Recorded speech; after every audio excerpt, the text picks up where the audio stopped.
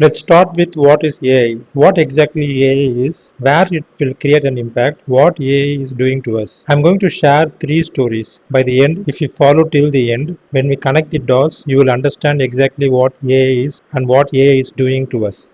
We'll start with the stories. Story number one. Story about Lovelace. Lovelace was a beautiful girl who lived in 19th century, but she stands remembered today not for her beauty but for her mind and thinking. In her childhood, she was fascinated by math and music. Because of her extraordinary skill in mathematics, Charles Babbage, who is the father of the computer, gave her a demo of his still theoretical computer, mechanical computer, and explained her how it worked. She became interested in it. While everyone saw it as just a calculator, she understood its true potential and she spent most of the time in it, and she went on to create an algorithm. Can you imagine? She wrote an algorithm for a machine even before an actual computer was invented. She realized computers' true potential, and she even said, if the pitch of the sound can be recorded as numbers and if music can be expressed by rules, then machines can follow those rules and create music. This is something similar to music app in your phone today. She said this before actually computer was invented. Story number two. William Nordhaus, who is the economist, lived in late 20th century. In his 1996 research paper, he showed that today we switch on lights without even thinking, but in 1800s, producing same amount of light by using candles and oil lamps would have cost thousands of times more than it does now. Technology made light very cheap, thousands of times cheaper, and that changed people's behavior. We don't even think for a second before switching on a light. What happened here? Technology made light cheap. Cheap made everyone use it, and that in turn changed our behavior. Story number three. Commercialization of Internet. In 1995, Microsoft released its first OS, Windows 95. Before 1995, Internet was mainly used by universities. But in 1995, the US government removed its restriction and allowed companies and regular people to use it. Netscape, browser inventor, benefited greatly from government decision. It was valued more than 3 billion even though it had not generated that much revenue.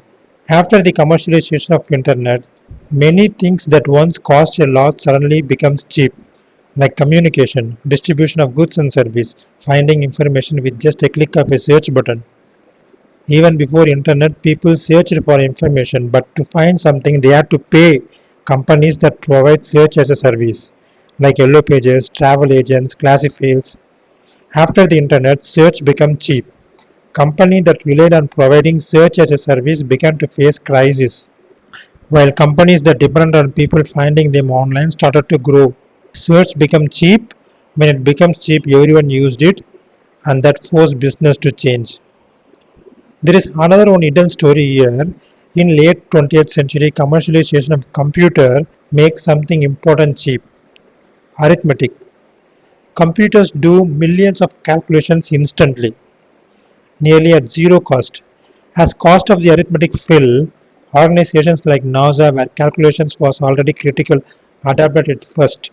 But over time, people started to use it in the place where arithmetic was never traditionally used.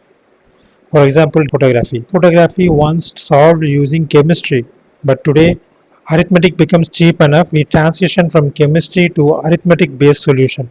Do you remember Lovelace said about machines creating music? 150 years later, arithmetic becomes cheap, and today we have thousands of music applications doing exactly what she imagined. So, from all this story, you can see if something becomes cheap, it creates an impact. It is evident that AI makes something important cheap. Is it thoughts, reasoning? You may imagine robot with human level thinking. Even in Lovelace era, people started to think the same way we are doing now. But Lovelace did not believe that.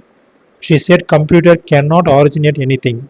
They can perform whatever we order them to perform. Alan Turing, one of the earliest AI pioneers, said Lovelace still stands. Computer cannot think. So thoughts and reasoning do not become cheap. So what becomes cheap? Prediction. AI makes prediction cheap. For example, when Netflix recommends a movie, it doesn't know what you like.